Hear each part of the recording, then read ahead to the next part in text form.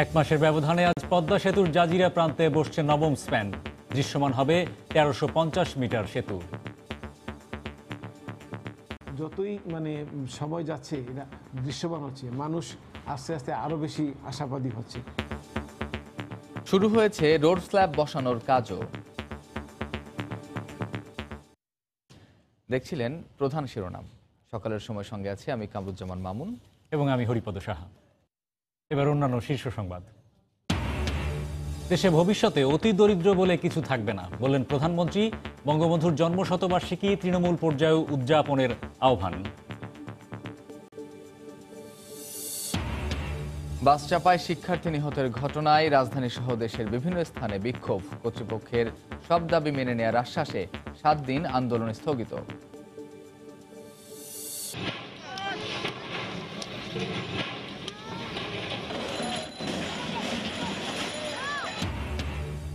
মিরপুর ও সাভারে অর্ধশত বহুতল ভবন উচ্ছেদ, আবারও বাধার মুখে বিআইডব্লিউটিএ।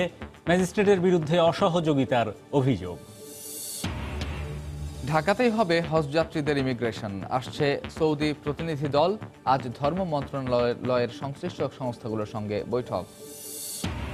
এবং বাংলাদেশ থেকে ভিজিটের তালিকার শীর্ষে নানা পর্ন সাইট। বন্ধের কথা বলা হলেও নেই উদ্যোগ, প্রয়োজন সামাজিক সচেতনতা।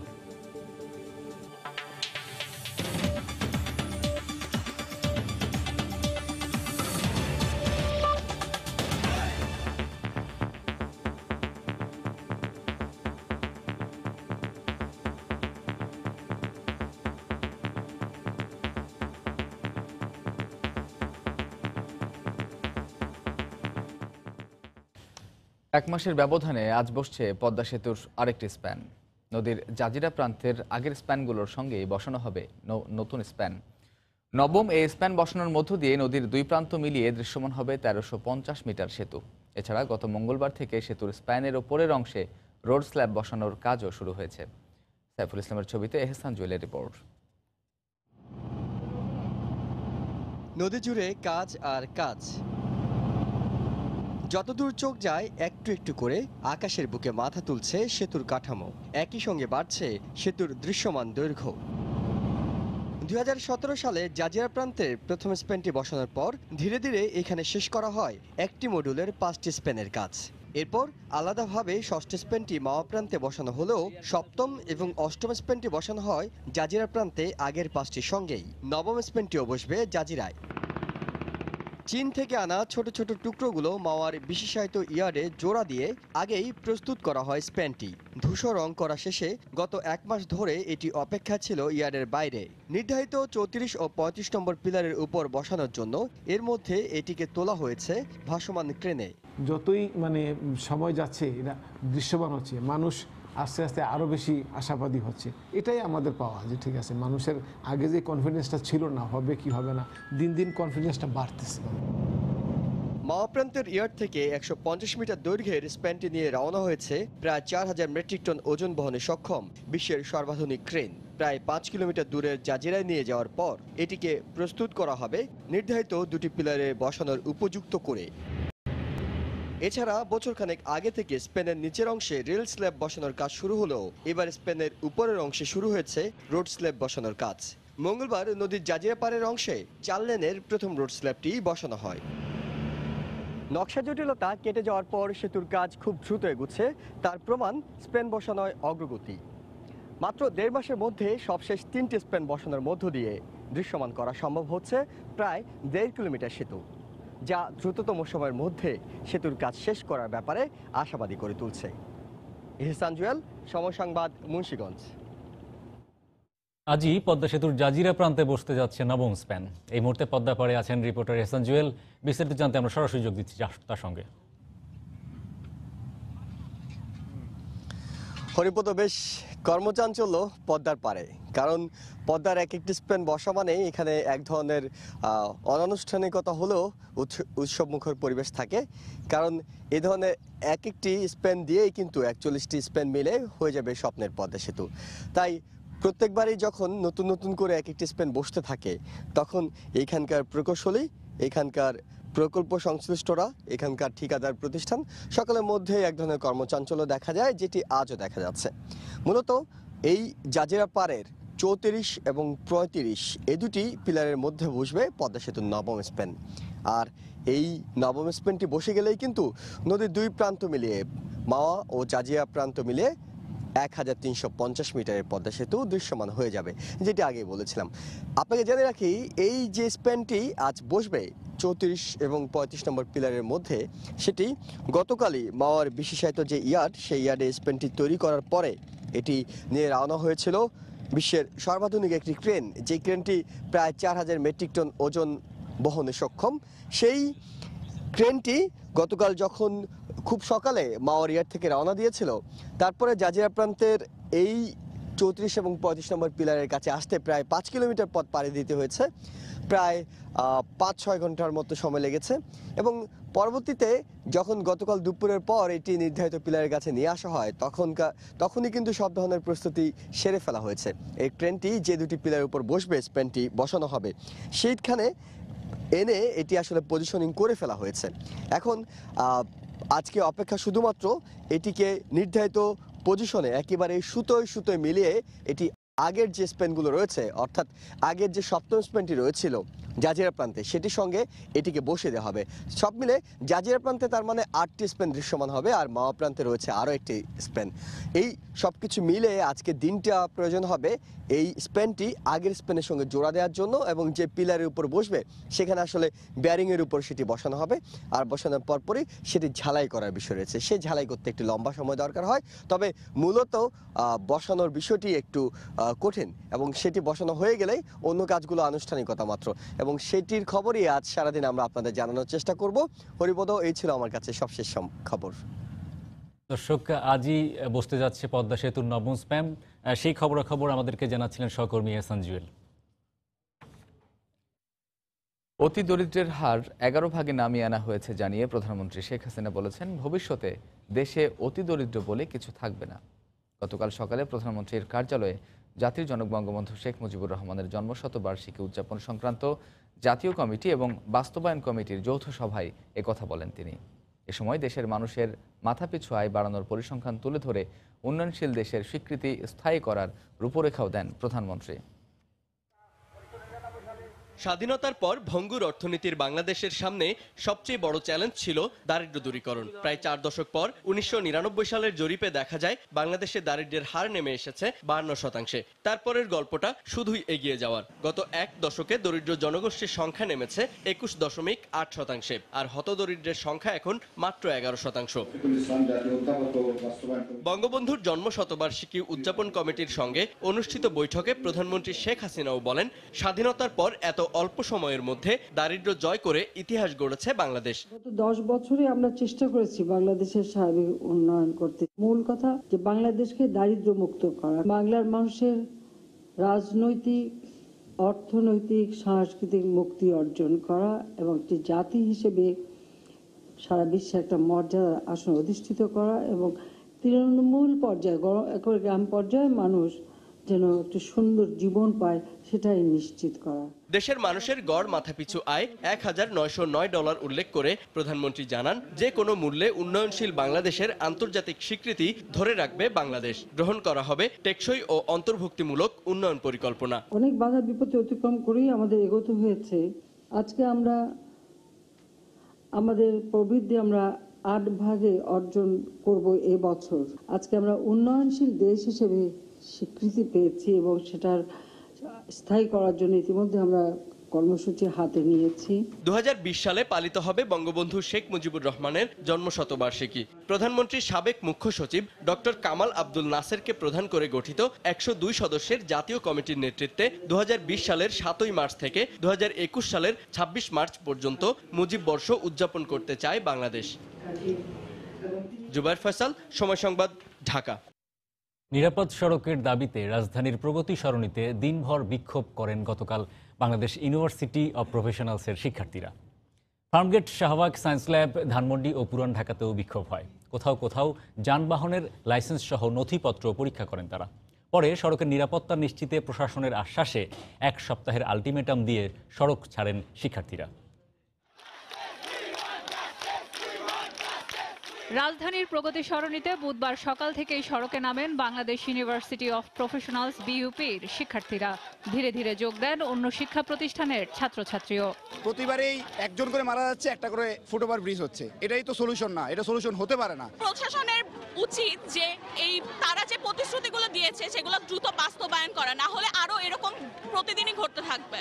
আমাদের নিরাপদ সড়ক দেওয়া হয় নাই, তারা বলছে আশ্বাস দিছে কিন্তু আমাদের এখনো পাই নাই। বা বাসগুলো আমাদের সাথে যে ধরনের বিহেভ করে তারা স্টুডেন্ট দেখলে তারা আরো বেপরোয়া হয়ে যায়।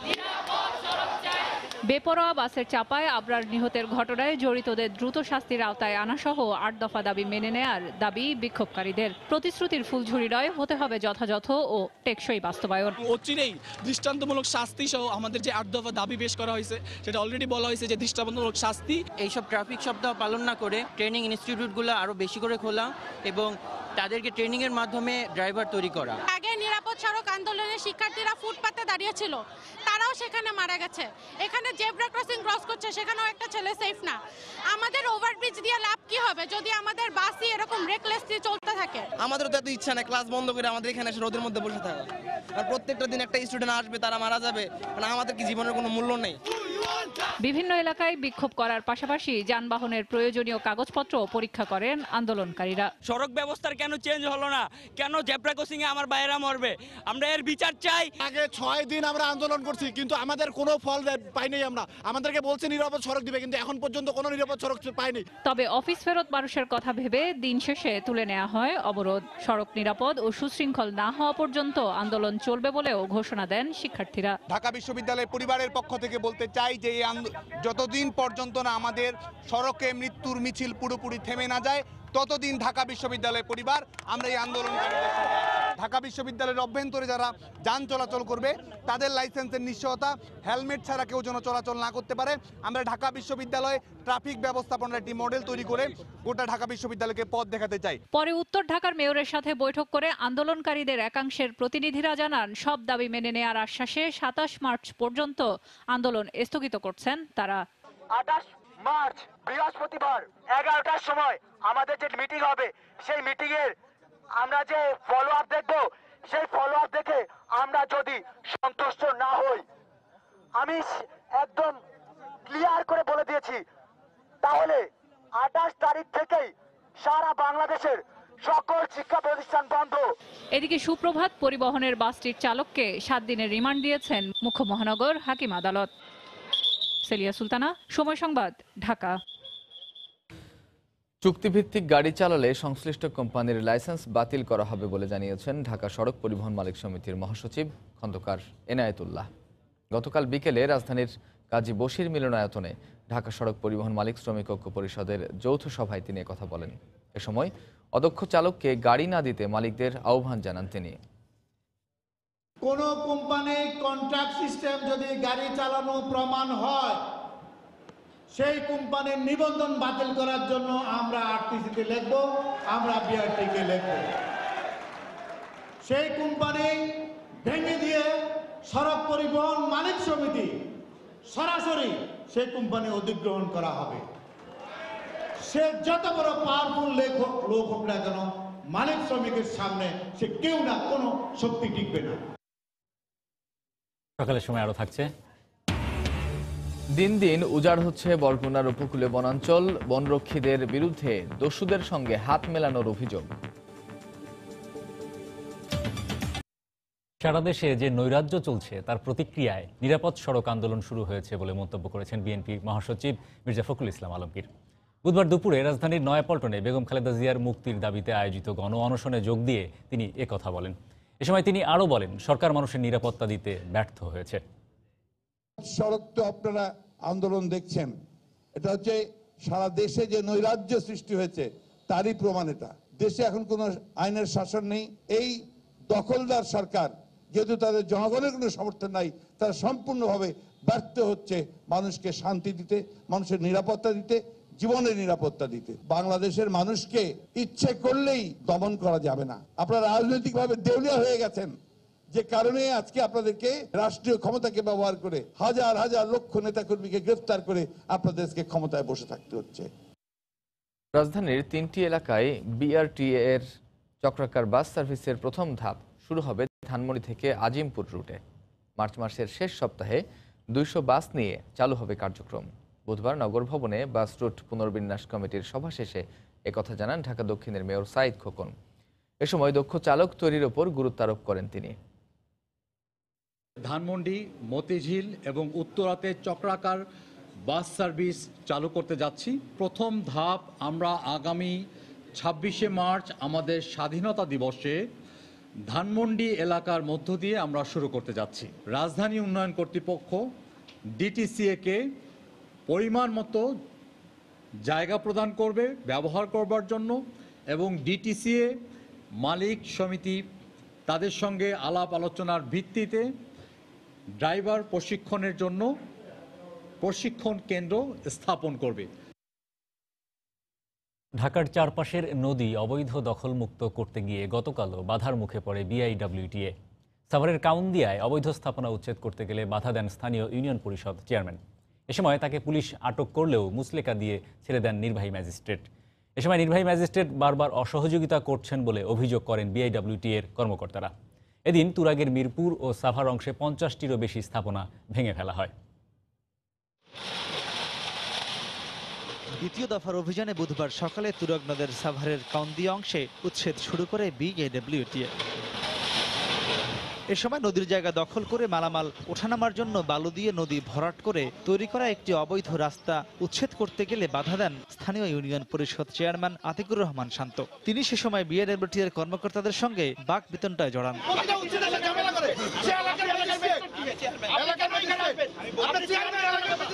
পরে সরকারি কাজে বাধা দেওয়ার অপরাধে পুলিশের সহায়তায় চেয়ারম্যানকে আটক করে বিআইডব্লিউটিএ। উচ্ছেদ করতেছি, হঠাৎ করে উনি এসে বলে যে আমি এলাকার ম্যাজিস্ট্রেট, আমাকে কেন জিজ্ঞেস করা হলো না, আপনি কিভাবে ভাঙতেছেন, কোন আইনে ভাঙতেছেন, আপনার এত সাহস কেন হলো, এখনই বন্ধ করেন। গার্ড আজকে আমাকে ঠেলা দিছে। আমি কোনো সমস্যা তৈরি করার জন্য আসি নাই, আমি আসছি শুধু আমার রাস্তাটার ব্যাপারে। এটা ভাঙার আগে আমাকে একটু অবহিত করতেন, যোগাযোগ করতাম যদি আমার কোনো কিছু করার থাকে। আপনি ভুল করছেন না, ভুল করছেন আপনি, এটা স্বীকার করতে হবে আপনাকে। বছর খানেক আগে এই এলাকায় যখন উচ্ছেদ অভিযান চলছিল, একইভাবে উনি বাধা প্রদান করেছিলেন। ওই সময়কার বিজ্ঞ ম্যাজিস্ট্রেট গ্রেপ্তার করেছিলেন। তিনি অবৈধ ভরাটের এবং অবৈধ দখলের নেতৃত্ব দেন। চেয়ারম্যান নিজের ভুল স্বীকার করে ক্ষমা চেয়েছেন দাবি করে পরে তাকে ছেড়ে দেন নির্বাহী ম্যাজিস্ট্রেট। ওনার কার্যক্রমের জন্য উনি আসলে দুঃখ প্রকাশ করছেন। একই সাথে যে আমাদের যে ডিডি সাহেব ছিলেন তার কাছে উনি ভুল স্বীকার করেছেন এবং বলা যায় ক্ষমা প্রার্থনাই করেছেন। বলেছেন যে ওনার আমাদের পুরো উচ্ছেদ কার্যক্রমে উনি থাকবেন, সহযোগিতা করবেন। উনি একটা মুচলেখা দিয়েছেন। তথ্য প্রমাণ থাকার পরও দখলদার চেয়ারম্যানকে ছেড়ে দেয় ক্ষুব্ধ হন বিআইডব্লিউটিএর কর্মকর্তারা। বারবারই নির্বাহী ম্যাজিস্ট্রেট উচ্ছেদ কার্যক্রমে অসহযোগিতা করছে বলেও অভিযোগ করা হয়। আমাদের টিমের একজন সরকারি কর্মকর্তা কর্তব্যরত অবস্থায় তাকে তার গায়ে হাত তোলা হলো। এই ধরনের একটা উদ্ধত বিষয়ের পরেও তাকে ছেড়ে দেওয়া আমাদের টিমের স্পিডটা কিছুটা ক্ষতিগ্রস্ত হয়। আমরা একটু নিরাশ হয়ে যাই, মনোবলটা সেটা আসলে হতাশ করে। এর আগে বুধবার সকালে তুরাগ নদ পাড়ের মিরপুর বড়বাজার এলাকায় একাধিক বহুতল ভবন সহ অর্ধশত স্থাপনা উচ্ছেদ করে সংস্থাটি। মাহমুদ রাকিব, সময় সংবাদ, ঢাকা। তথ্য প্রযুক্তির অপব্যবহার করে সন্তানরা যেন জঙ্গি তৎপরতায় জড়িয়ে না পড়ে সেদিকে অভিভাবকদের খেয়াল রাখার আহ্বান জানিয়েছেন আওয়ামী লীগ নেতা অ্যাডভোকেট কামরুল ইসলাম। বুধবার রাজধানীর কেরানীগঞ্জে একটি স্কুলের পুরস্কার বিতরণী অনুষ্ঠানে তিনি একথা বলেন। তথ্য প্রযুক্তির সকল খারাপ দিকগুলোকে বর্জন করবে, ভালো দিকগুলো ব্যবহার করবে। এবং আমি গার্জিয়ানদের প্রতি আমার অনুরোধ যাবো, আপনার সন্তানদের হাতে যে স্মার্টফোন তুলে দেন, লক্ষ্য করে দেখবেন যে তারা ভালো দিকগুলো ব্যবহার করছে না খারাপ কাজে ব্যবহার করছে। ইন্টারনেটের মাধ্যমে ভুল ধর্মীয় শিক্ষার নির্দেশনা পায় তারা। এই নতুন প্রজন্মের ছেলেরা মিসগাইড হয় এবং ভুল পথে পরিচালিত হয়। আমাদের মুক্তির লড়াই শুরু হয়েছে, অর্থনীতির মুক্তি, সাংস্কৃতিক মুক্তি, সকল ক্ষেত্রে বাংলাদেশ আজকে উন্নতির শিখরে আমরা জননেত্রী শেখ হাসিনার নেতৃত্বে আমরা যাচ্ছি। বিভিন্ন সময় আপত্তিকর ওয়েবসাইট বন্ধের কথা বলা হলেও এখনও বাংলাদেশ থেকে ভিজিটের তালিকায় শীর্ষে নানা পর্ন সাইট।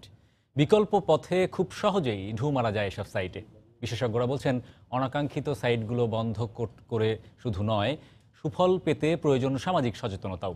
অন্যদিকে এ বিষয়ে সরকারের নানা পদক্ষেপের কথা জানালেন মন্ত্রী। রাশেদ লিমনের রিপোর্ট। ইন্টারনেট এই মুহূর্তে দুনিয়ার সবচেয়ে বড় বিষয়। কারণে অকারণে সারাক্ষণই যেন এতেই বুধ এই প্রজন্ম।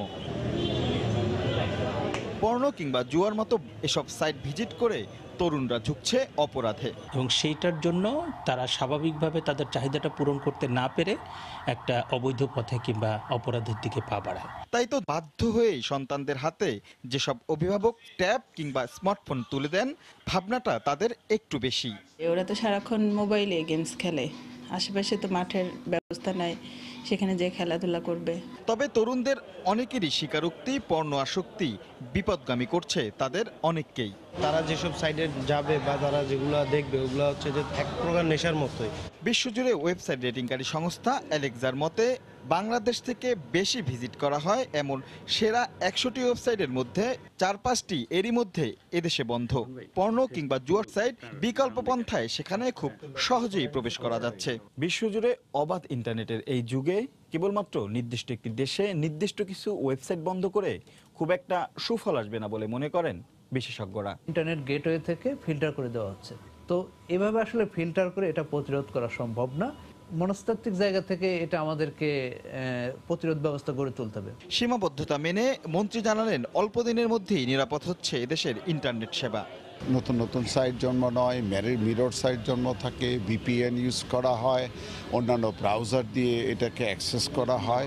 আমরা একটা প্রকল্প বাস্তবায়ন করছি, এইটুকু নিশ্চয়তা দিতে পারবো যে আমরা বাংলাদেশের সীমানার ভিতরে কোনো বাজে কন্টেন্ট থাকতে পারবে না। পাশাপাশি সচেতনতার বিষয়ে অগ্রাধিকার দেয়া হবে বলে জানান তিনি। রাশেদ দিমন, সময় সংবাদ, ঢাকা। নিজের 90তম জন্মদিনে জাতীয় পার্টিকে শক্তিশালী করে ক্ষমতায় যাওয়ার জন্য প্রস্তুত করতে নেতাকর্মীদের তাগিদ দিলেন পার্টি চেয়ারম্যান হোসেন মোহাম্মদ এরশাদ। তিনি বলেন, চরম আক্রোশ ও প্রতিকূলতা সয়ে টিকে থাকা দলটিকে কেউ ধ্বংস করতে পারবে না। হুইল চেয়ারে চেপে গুলশানের একটি কমিউনিটি সেন্টারে জন্মদিনের অনুষ্ঠানে আসেন সাবেক রাষ্ট্রপতি হোসেন মোহাম্মদ এরশাদ। আগে থেকে সেখানে ছিলেন পার্টির senior co chairman Rowshan Ershad সহ সিনিয়র নেতারা। শুভেচ্ছা জানানোর পালা শেষে গান পরিবেশন করেন রওশন এরশাদ। নতুন বাংলাদেশ গর্ব মোরা, নতুন করে আজ শপথ নিলাম। সবাইকে সঙ্গে নিয়ে জন্মদিনের কেক কাটেন এরশাদ। এর আগে সংক্ষিপ্ত বক্তব্যে ক্ষমতায় যাওয়ার জন্য দলকে প্রস্তুত করতে নেতাকর্মীদের তাগিদ দেন তিনি। এত অত্যাচারের পর জাতি বেঁচে থাকে, সে দলকে কেউ ধ্বংস করতে পারে না। তোমাদের কাছে আমার একটাই আশা, দলকে আরো শক্তিশালী করবে, আগামীতে ক্ষমতার জন্য পূর্ণ শক্তি অর্জন করবে। রওশন এরশাদ বক্তব্য দেওয়ার সময় কয়েকজন নেতাকর্মী এরশাদকে ভুল চিকিৎসা দেওয়ার অভিযোগ করেন।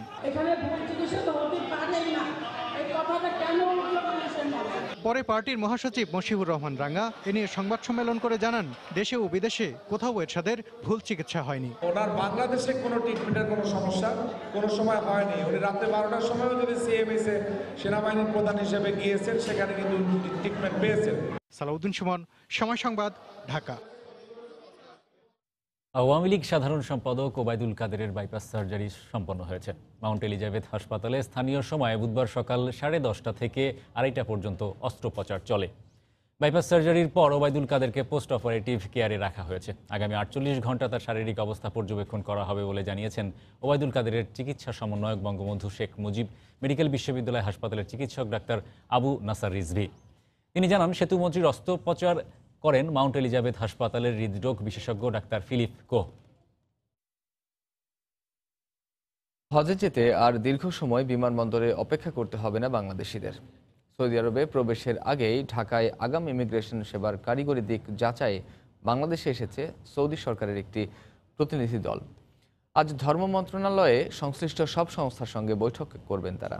ধর্মসচিব জানান, 6 এপ্রিল আসবে সৌদি সরকারের হজ ও ওমরাহ মন্ত্রণালয়ের সচিব সহ 14 সদস্যের প্রতিনিধি দল। বিস্তারিত জানাচ্ছেন হাজেরা শেউলি। পবিত্র হজ পালনে প্রতি বছর বিভিন্ন দেশ থেকে প্রায় 20 লাখ মানুষ সৌদি আরবে যান। এ সময় জেদ্দা বিমানবন্দরে একের পর এক বিমান নামতে থাকায় ইমিগ্রেশনে জট লেগে যায়। ভ্রমণের ক্লান্তি নিয়ে এহরাম বাঁধা অবস্থায় দীর্ঘ সময় হাজিদের টার্মিনালে অপেক্ষা করতে হয় ইমিগ্রেশনের জন্য। ভোগান্তি কমাতে বাংলাদেশের অনুরোধে ঢাকায় বিমানে ওঠার আগেই সৌদি আরবের ইমিগ্রেশন করার বিষয়ে নীতিগতভাবে সিদ্ধান্ত নেয় সৌদি হজ ও ওমরা মন্ত্রণালয়।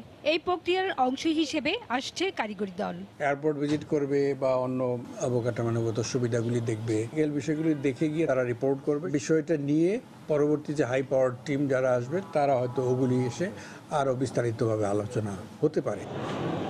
অবকাঠামো স্বল্পতা বা আমলাতান্ত্রিক জটিলতায় এই সেবা চালুর প্রক্রিয়া যেন বাধাগ্রস্ত না হয় সেটি নিশ্চিত করার তাগিদ হাব মহাসচিবের। এখানে ইমিগ্রেশন সম্পন্ন করবেন কিন্তু সৌদি আরবের লোকজন। সরকারের কাছে আবেদন করব আমরা যাতে সৌদি কর্তৃপক্ষকে প্রি ডিপার্চার ইমিগ্রেশনটা করার জন্য সকল ধরনের সহায়তা করি। মেশিনারিগুলি প্রতিস্থাপন করার জন্য অ্যাক্সেস দেয়া এবং কোনো রকমের আমলাতান্ত্রিক জটিলতা যাতে তাদের এটাকে রুদ্ধ না করে।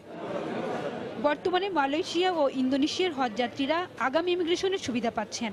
বাংলাদেশ হবে এই সুবিধাপ্রাপ্ত তৃতীয় দেশ। চলতি বছর বাংলাদেশ থেকে মোট 1,27,198 জনের হজ পালনে সৌদি আরব যাওয়ার কথা রয়েছে। হাজিরে শিউলি, সময় সংবাদ, ঢাকা। নিউজিল্যান্ডের ক্রাইস্টচার্চে দুটি মসজিদে হামলায় নিহত 5 বাংলাদেশির মধ্যে ডক্টর আব্দুস সামাদ ও হোসনে আরা নামে 2 জনের লাশ হস্তান্তর করা হয়েছে। নিউজিল্যান্ডেই তাদের দাফনের প্রস্তুতি চলছে। এদিকে শুক্রবার ক্রাইস্টচার্চে গণজানাজার আয়োজন করা হয়েছে। বিস্তারিত জানাচ্ছেন নিউজিল্যান্ড প্রবাসী বাংলাদেশি শহীদুল ইসলাম জন। আমি দাঁড়িয়ে আছি সেই ক্রাইস্টচার্চ ওয়েলফেয়ার সেন্টারের সামনে। বেশ কিছু তথ্য আমার হাতে এসে পৌঁছেছে। ইতিমধ্যে 35 জনের লাশ হস্তান্তর করা হয়েছে তাদের ফ্যামিলির কাছে। আমাদের 2 জন বাংলাদেশের লাশ তার মধ্যে রয়েছে এবং তারা আগামীকাল জুম্মার পরে যে বড় জানাজা হওয়ার কথা সেখানে তারা তাদের লাশ নিয়ে আসবেন এবং তারপরে তাদের দাফন সম্পন্ন হবে। এবং বাংলাদেশ থেকে যারা আসছেন লাশ নেওয়ার জন্য পরিবার থেকে তাদেরকে ইমিগ্রেশন হেল্প করছে এবং তাদের প্রতিটা ফ্যামিলির জন্য একজন করে কেস অফিসার অ্যাসাইন করা হয়েছে এবং তারা তাদের লোকাত্তর করবেন এবং তাদের যে ধরনের সাহায্য সহযোগিতা যা দরকার সব ধরনের সাহায্য সহযোগিতা ইমিগ্রেশন এবং নিউজিল্যান্ড থেকে দেওয়া হবে বলে আমাদেরকে আশ্বস্ত করা হয়েছে। এই ছিল আমার কাছে সর্বশেষ আপডেট। সৌদি আরবে সড়ক দুর্ঘটনায় 2 বাংলাদেশি সহ 3 জন নিহত হয়েছেন। এ ঘটনায় আরও 1 বাংলাদেশি আহত হয়েছেন। স্থানীয় সময় বুধবার বাংলাদেশি প্রবাসী শাহিন, সাইফুল ও খোরশেদ আলম তপন সহ এক পাকিস্তানি নাগরিক রিয়াদ থেকে দাম্মাম যাওয়ার পথে হারাদে এলাকায় দুর্ঘটনার কবলে পড়ে। এতে এই হতাহতের ঘটনা ঘটে। পরে আহত তপনকে উদ্ধার করে হাসপাতালে নেওয়া হয়। নিহত শাহিন বাগেরহাট জেলা ও সাইফুল ফেনীর বাসিন্দা বলে জানা গেছে। দিন দিন উজাড় হচ্ছে বরগুনার উপকূলীয় বনাঞ্চল। বনরক্ষীরা বনভূমি রক্ষার চেষ্টা না করে দস্যুদের সঙ্গে হাত মিলিয়ে বনকে ধ্বংস করছে বলে অভিযোগ সচেতন মহলের। অন্যদিকে যে বনাঞ্চল গড়ে উঠেছে তা পর্যাপ্ত না হওয়ায় জলবায়ুর বিরূপ প্রভাব মোকাবিলা করতে না পেরে বন অস্তিত্ব হারাচ্ছে। বরগুনার উপকূলে বেশ কয়েকটি বন ঘুরে বিস্তারিত জানাচ্ছেন এম এ আজিম। ক্যামেরায় ছিলেন রিপন মালিক। সবুজে ঘেরা এ বন 10 বছর আগেও ঘূর্ণিঝড় থেকে উপকূলবাসীকে রক্ষা করেছে ঢাল হিসেবে। তবে উপকূলের কিছু অসাধু ব্যক্তি বনকে ধ্বংস করছে মহা উৎসবে। বরগুনার তালতলী উপজেলার টেংরাগিরি বনে ঢুকলেই চোখে পড়ে সুন্দরী গাছ কেটে নেয়ার চিত্র। পাশেই হরিণঘাটা বন, সেখান থেকে কেটে নিচ্ছে সব ধরনের গাছ। জলবায়ু পরিবর্তনের প্রেক্ষাপটে ঘূর্ণিঝড় মোকাবেলায় আমাদের ব্যাপক ভিত্তিক বন সৃষ্টি করা দরকার সরকারি এবং বেসরকারি উদ্যোগে।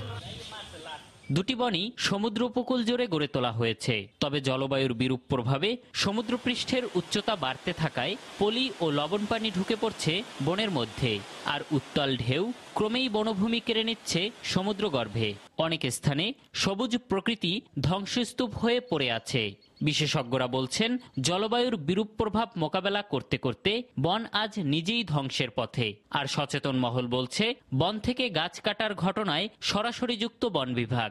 উচ্চতা বেড়ে যাওয়ার কারণে অনেক শ্বাসমূলগুলাই কিন্তু এখন পানির নিচে ঢেকে যাচ্ছে।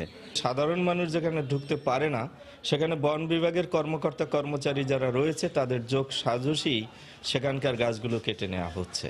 তবে এভাবে বন কমতে থাকলে জলবায়ুর বিরূপ প্রভাবের পাশাপাশি প্রাকৃতিকভাবে বন ধ্বংসের পরিমাণ আরও বাড়বে বলে মনে করেন এই বিশ্লেষক। যত বনভূমি কমতে থাকবে তত গ্রহণের পরিমাণটা কমে যাবে, কমে গেলে বায়ুমণ্ডলের তাপমাত্রা বেড়ে যাবে, বেড়ে গেলে সেখানে সমুদ্রপৃষ্ঠের উচ্চতা বেড়ে যাবে, বেড়ে গেলে বন্যা হবে, বন্যা হলে অনেক মানুষ গৃহহীন হয়ে পড়বে। গাছ কেটে নেওয়ার কথা অস্বীকার করে রেঞ্জ কর্মকর্তা বলছেন উপকূলে বনায়ন অব্যাহত আছে।